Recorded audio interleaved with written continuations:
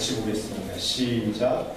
지혜로운 자와 동행하면 지혜를 얻고 미련한 자와 사귀면 해를 받느니라. 아멘. 예. 오늘이 우정에 대해서, 친구에 대해서 마지막 올해에는 마무리하는 그런 주의.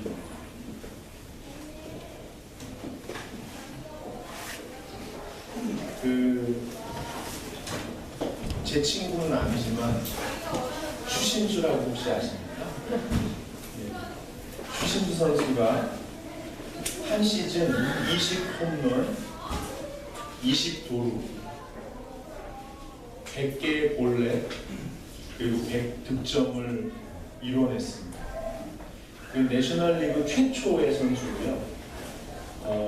메이저리그 통산 역사상 12번째 대단한 기록을 세운 거죠. 여러분 별로 안 놀라시는 거 보니까 참 요즘 살기 힘들으시네요. 남들이 이렇게 잘하는데도 기뻐해주지 않으시고. 근데 이 추신수 선수에게는 두 명의 좋은 친구가 있었습니다. 첫 번째는 추민복, 바로 그의 아버지입니다. 추신수 선수가 6살 때부터 팔굽혀펴기를 시켰는데요. 정해진 숫자를 다 하기 전까지는 재우질 않았대요. 뭐 이렇게 독한 아버지가 계신지 모르겠어요. 그러나 운동선수였던 아버지가 어릴 때부터 자녀들의 정신력과 체력을 길러주기 위해서 아주 규칙적이고 체계적으로 계속 시켰다는 거예요. 또 한 명이 누구냐면요. 돌아가셨는데 조성옥 감독이십니다. 부산 중고등학교 시절 지옥훈련으로 유명한데 추신수 선수는요. 아버지에게 하도 훈련을 받아가지고 이 지옥훈련을 능히 감당했다는 거예요. 그러니까 아주 군계 일하겠죠. 그런데도 불구하고 조성옥 감독은요. 추신수 선수에게 날마다 호통을 쳤습니다. 이 말이 기가 막힌데요. 너 혼자 잘해서는 안 된다. 아니 혼자 감당하기도 힘든데 거기다 대고 겨우겨우 버텨낸 아이에게 너 혼자 잘해서는 안 된다. 리더로서 친구들도 이 훈련을 이겨내도록 도와줘야 된다. 이렇게 해요. 아니 내가 어떻게 도와주겠냐. 나 혼자 버티기도 힘든데. 그래서요 이 추신수 선수가 사실은 그 한마디 때문에 날마다 울었다. 나 하나 버티기도 힘든데 친구들이 이 훈련을 이겨낼 수 있도록 돕지 않으면 아무런 의미가 없다고 날마다 혼내는 거예요.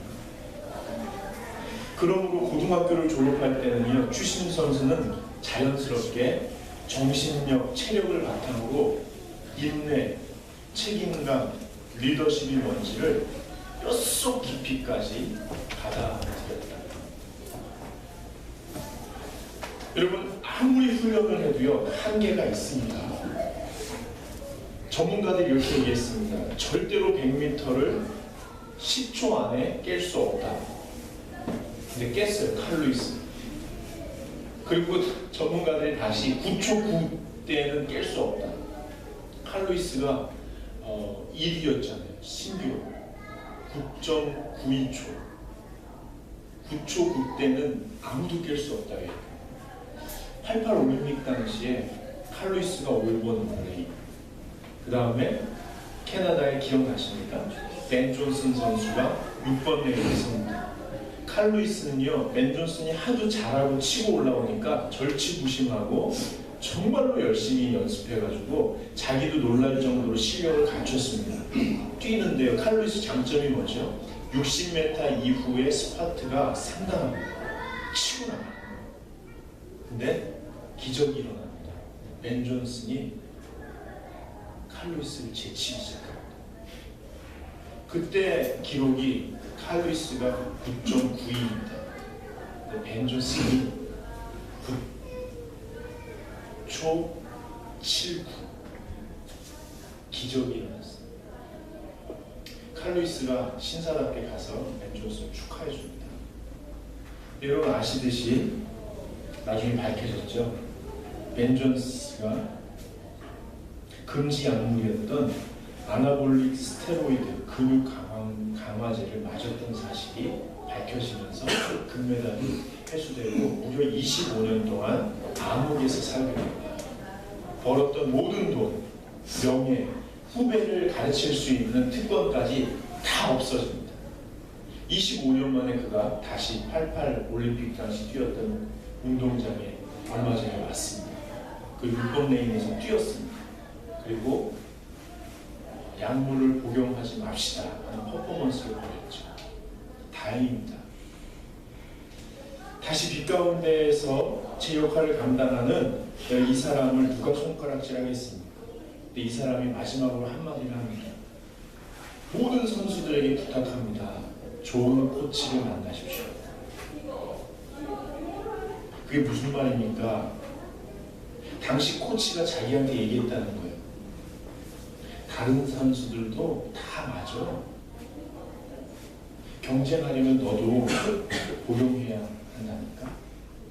이렇게 얘기했다는 거예요. 2주 동안 고민하고 마셨다는 거예요. 지금도 선수들이 그렇게 한다고 합니다. 좋은 코치를 만나라. 좋은 친구를 만나라.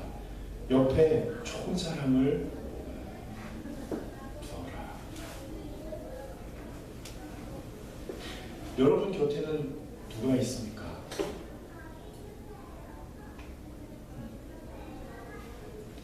오거스틴 바이럴이라는 사람이 이런 얘기를 했습니다. 우정은 그 글자만 봐도 마음이 따뜻해지는 단어이다. 여러분 마음 따뜻한 친구가 있으십니까? 오늘 본문 말씀을 다시 한번 생각해 보죠. 지혜로운 자와 동행하면 지혜를 얻고 미련한 자와 사귀면 해를 받느니라. 우정은 친구의 성장을 돕기 위해 자신의 성장에 집중하는 것입니다. 여러분 지금 생각해 보세요. 나에게 좋은 친구가 있습니다. 나의 성장을 돕기 위해서 자신의 성장에 집중하는 친구들 기억나십니까? 자, 이 시간은요, 의자를 좀 이렇게 둘러 앉으시면 좋겠습니다. 한 5명씩 또는 3-4명씩 이렇게 둘러 앉으시면 좋겠습니다. 간단하죠?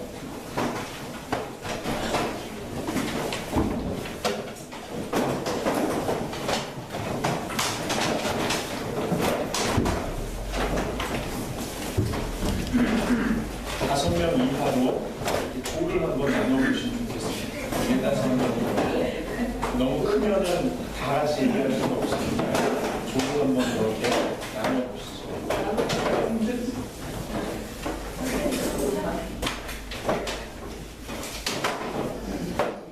들어오시죠.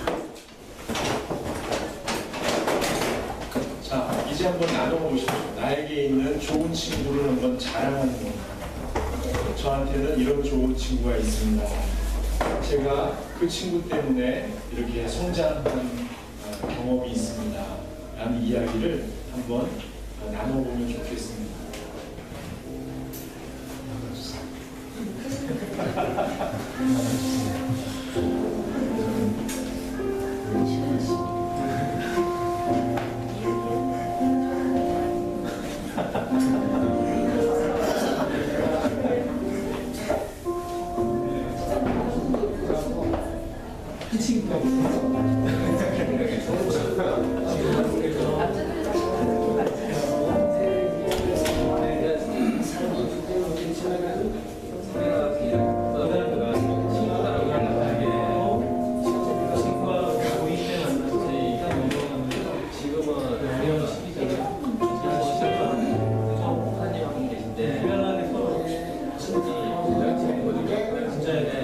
한 5분 정도 드릴 텐데요. 1인당 한 1분 정도씩 말씀하시면 되겠습니다.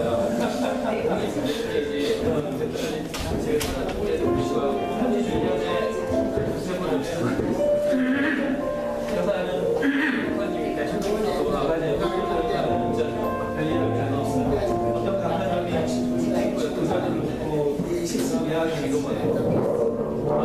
얘기를 진정한 친구가 있냐, 그 사람 마음이 친구냐, 예쁜 생각, 친구 마음이 안 되고 네가 만약 먼저 그 친구 출신을 많이 가족이 친구가 먼저 출신을 친구가 우타가 제일 나와요. 저는 그런 얘기를 했는데 근데 20대 초반이었을 때 자주 연락이 친한 친구가 그 친구가 그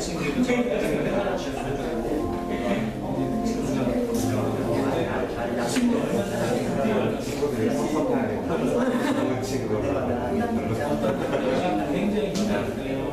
어느 정도 되면 한참 그런 조금인데 제가 저만 생각했어요.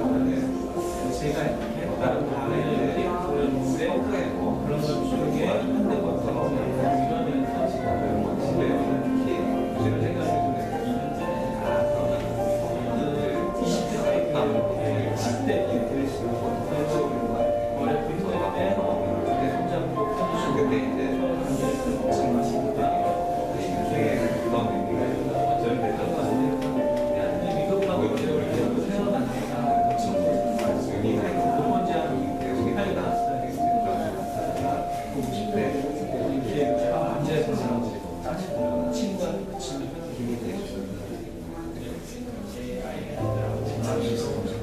제가 지켜야 되는 거 아니니까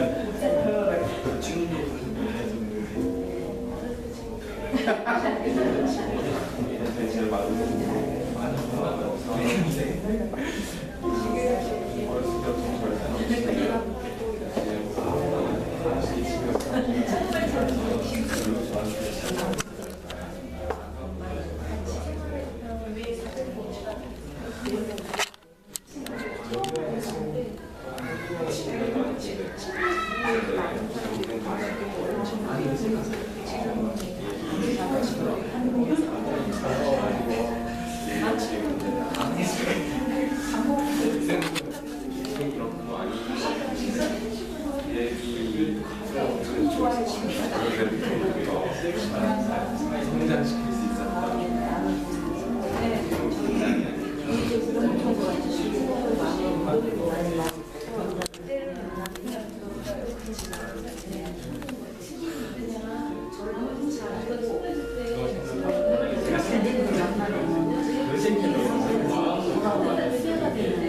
그때는 좀 기분 나빴는데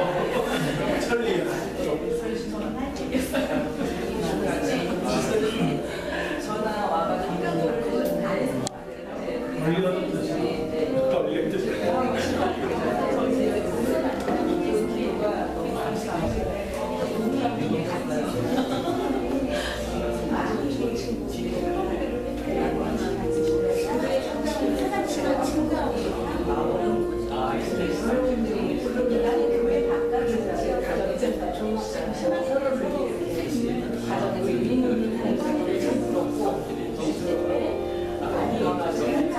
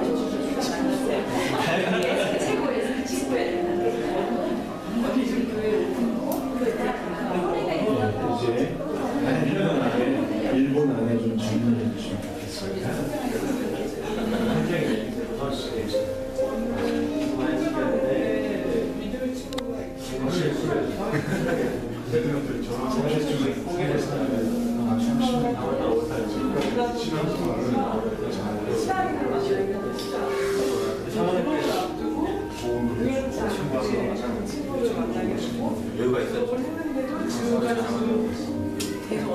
물론 이제 다른 일을 하지만 우리가 언제 만나고 그냥 문득 전화하고 그냥 그 친구를 위해서 기도하고 그 친구를 위해서 말씀을 보내주고 그러다가 몇 달 만에 만나도 그냥 그게 너무 좋아요. 너를 위해서 이런 기도제가 떠올랐어서 기도를 하면 나는 너를 위해서 기도했다. 나는 그 기도가 나한테 그렇게 힘이 됐다. 그런 게 선생님이 왜 좋은 친구를 붙여주구나 이전에 내 기도를 들어주구나. 첫 번째 토론을 나누고 여기서 마무리하겠습니다. 네, 누가 아무도 말을 안 들어.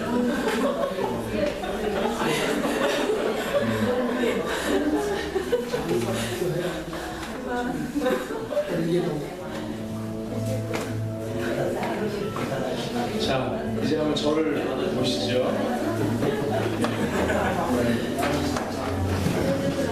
여러분 나와주셔서 감사합니다.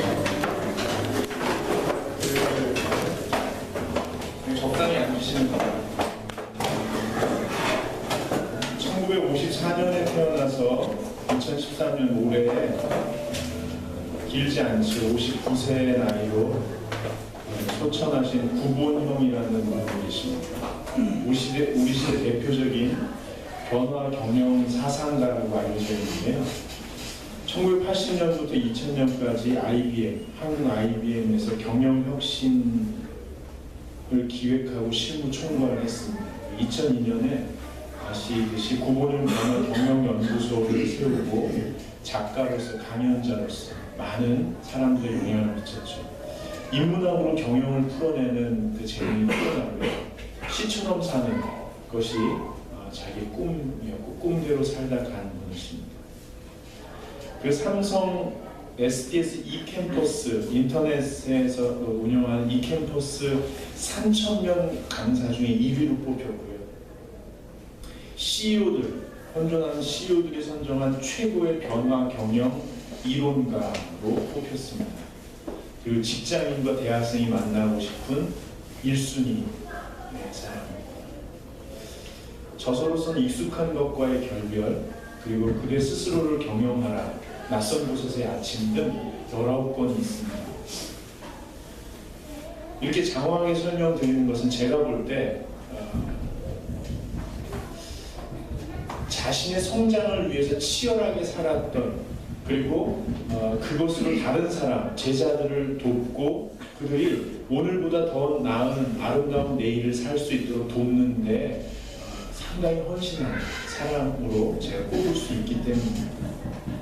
그의 책을 다 읽어본 건 아니지만 그의 책에 일관된 한 가지 흐름이 있습니다. 그걸 저는 세 개로 요약했는데, 첫째가 뭐냐면 이 경쟁 사회 속에서 좀 자기만의 길을 걸어가라. 자기답게 살아. 신의 부르심에 따라서 자기답게 좀 살아라. 경쟁하고 흉내내느라고 너무 피곤하게 치이면서 살지 말고 자기답게 살아라. 신이 이 땅에 당신을 내보낼 때 가서 먹고 살아라 라고 할 때 그 붙여주신 그 꿈표대로 한번 살아봐라, 이런 내용인데, 그렇게 살려면 세 가지 정도 필요한데, 첫째는 자신이 정말 살고 싶은 인생을 디자인해보라. 여기에 상상력이 필요합니다. 창의력이 필요합니다. 어떤 사람은 자신이 살고 싶은 인생이 뭔지 모른다고 해요. 상상력이 필요합니다. 두 번째로는 그것을 이루는 무기를 찾아야 되는데, 그것은 뭐냐면 내가 좋아하는 것, 내가 잘하는 것, 즉 자기의 장점, 이걸 찾아야 됩니다. 하나님이 나에게 주신 장점이 뭔가, 하나님이 나에게 주신 재능, 그리고 흥미, 나는 무엇을 할 때 가장 좋은가, 이런 것들을 찾기 위해서 집중력이 필요합니다. 자기 자신을 탐색하는데 집중력을 발휘해야 다른 것에도 집중할 수 있습니다. 우리 아이들에게 계속 뭔가를 상상할 수 있도록, 자기 자신을 탐색할 수 있도록. 그럼 마지막 세 번째가 그것을 가지고, 자기의 장점을 가지고 매일매일 해야 될 것을 해나가는 지구력이 필요합니다. 그는 이렇게 얘기합니다. 그날을 위해, 그날, 그 꿈꾸는 세상이 이루어지는 그날을 위해 나의 장점을 가지고 오늘의 혁명을 일구어내라. 오늘의 혁명이 뭐냐면, 내가 내 장점을 가지고 날마다 2시간, 3시간, 4시간 아무도 돌아보지 않더라도 그것을 위해서 2시간, 3시간, 4시간 이렇게 매일매일 하는 것, 그 하루하루가 쌓여야 그날이 온다는 거예요. 여러분이 살고 싶은 인생은 무엇이었습니까? 또 지금 무엇입니까? 경쟁하는 거, 흉내내는 거 말고 정말 디자인했던 그거 찾으셔야 돼요. 그리고 신이 나에게 주신 장점 찾고 그것으로 날마다 그걸 이루어 가야 하는 거죠. 이 세 가지에 조금 긴장이 있습니다. 뭔가 해야 된다는, 이렇게 살면 안 된다는, 좀 일어나야겠다는.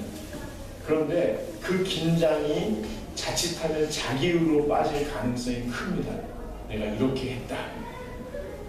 근데 여기 들어보십시오. 주님이 뭐라고 하시냐면, 하나님의 부르심에 따라, 소명에 따라 내가 너에게 이미 준 은사와 재능을 가지고 날마다 응답하는 삶을 살아라. 그게 행복한 삶이다.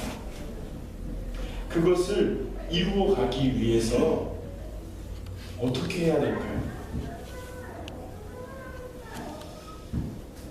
조금 더 긴장을 풀고, 조금 더 내 결단과 내 의지가 아니라 하나님의 부르심에 응답하는 삶으로 전 여러분을 초대했으면 좋겠습니다. 물론 세네카는 이런 이야기를 합니다. 위대한 일은 눈에 띄지 않게 아주 서서히 달성된다.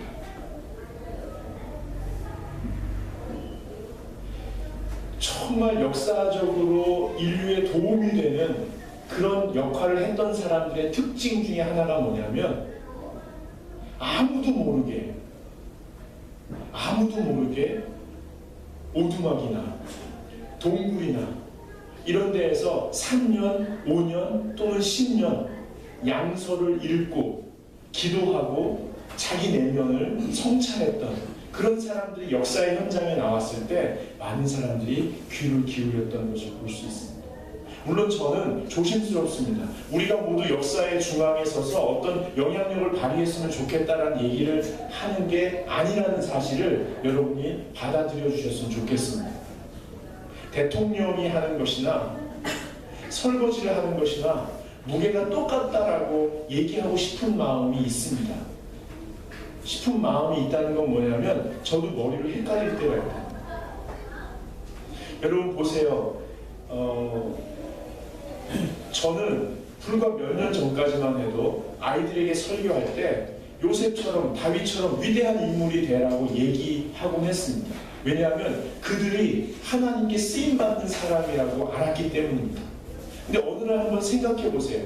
눈에 띄는 정치인들, 경제 지도자들, CEO들, 문화를 이끌어가는 눈에 띄는 사람들, 연예계 사람들, 이런 사람들의 삶을 보면 어쩌면 세계를 버티고 있는 기둥에 불과합니다. 그들은 밤잠을 자지 못하고 계속 얘기하는데, 의회를 봐도 그렇고 종교 지도자들을 봐도 그렇고 경제 지도자들을 봐도 그렇고 우리가 볼 때는 우리 삶에 별로 영향을 미치지 않는 사소한 것 가지고,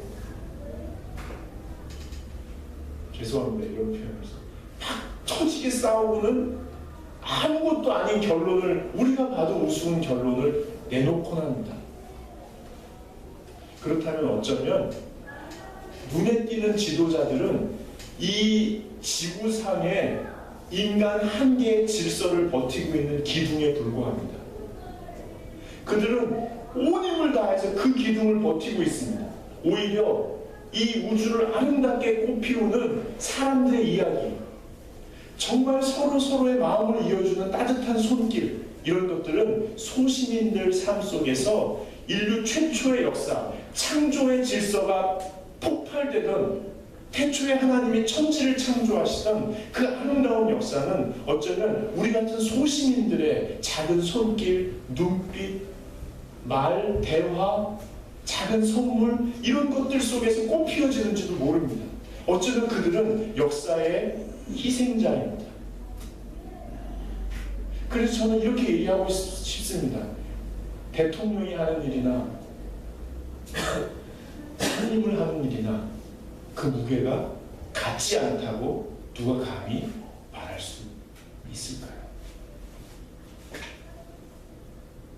하나님의 부르심에 따라 은사와 재능을 가지고 날마다 응답하는 삶을 각자의 자리에서 살아가는 것, 이것이 성장입니다. 이렇게 평생을 묵묵히 살아간다면 그 사람 때문에 누군가가 행복해질 것입니다. 달라스 윌라드는 하나님의 모략이라는 책을 마무리 지으면서 이렇게 얘기합니다. 하나님의 자녀로서 예수님을 닮아 성장하고 싶다면 훈련이 필요합니다. 그 네 가지 훈련을 제시합니다. 저는 여러분이 여러분의 성장을 스스로 집중하기 위해서 이 네 가지 훈련을 마음속에 새기고 각자의 계획을 한번 세워보면 좋겠습니다. 첫 번째가 뭐냐면 고독 훈련입니다. 고독이란 사람과 문명의 접촉을 끊고 장시간 혼자 있는 것입니다. 혼자 있어. 두 번째로 침묵입니다. 자연이 내는 부드러운 소리 외에 모든 소음에서 벗어나는 것. 고독과 침묵이 얼마나 필요할까요? 인생의 7분의 1은 필요합니다. 예배는 고독과 침묵에 들어갈까요? 안 들어갑니다. 예배도 하나의 일입니다. 종교행위입니다. 기도도 종교행위입니다. 잠자는 것도, 수면도 생존을 위해서 필요합니다. 하나님은 천지를 창조하신 다음에 하루를 쉬셨습니다. 그러면 우리도 인생의 7분의 1은 아무것도 하지 않고 아무 말도 하지 않고 가만히 있어 봐야 합니다. 여러분 각자 생활에 이런 여백을 만들어 보시면 좋겠습니다.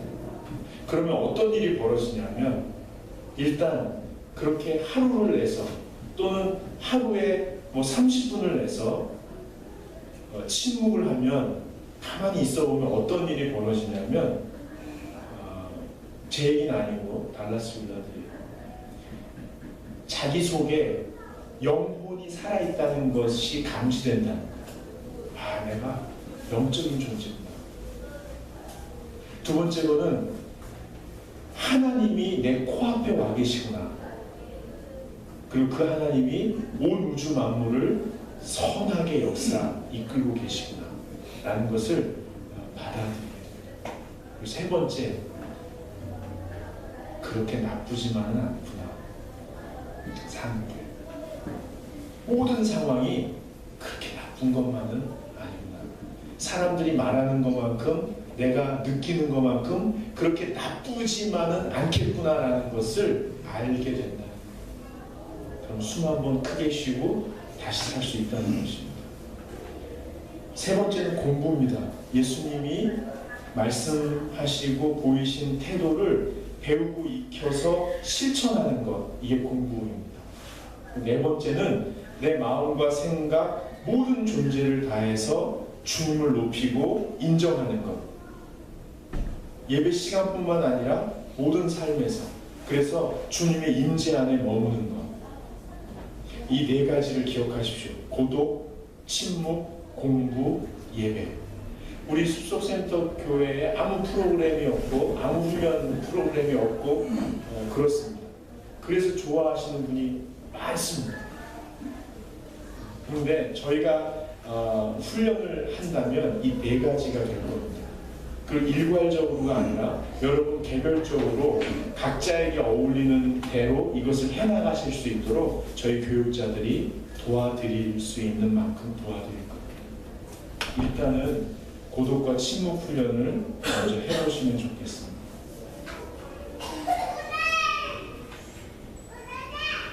마지막으로 한번 생각해 보십시오. 이번에는 나누진 않겠지만 시간이 한번 생각해 보십시오. 고독과 침묵. 하루 일과 중에 이런 훈련을 할 수 있도록 하려면 어떻게 할까? 한 달에 하루를 내서 혼자 아침부터 밤까지 아무 소리도 듣지 않고 아무 일도 하지 않고 아무 생각도 하지 않고 혼자 그냥 가만히 있으려면 어떻게 하면 좋을까? 여러분들 표정이 먹고 살기 바빠서 그럴 시간이 없어요 라고 하시는 것 같아요. 어떡하죠? 그래도 한번 시간을 내보시면 좋겠어요. 지난주에 저희 교육자들도 목요일 날 침묵의 시간을 가졌어요. 가만히 하루 종일 방에 들어가서 거기서 자든 물구나무를 쓰든 성경을 읽든 그냥 가만히 있고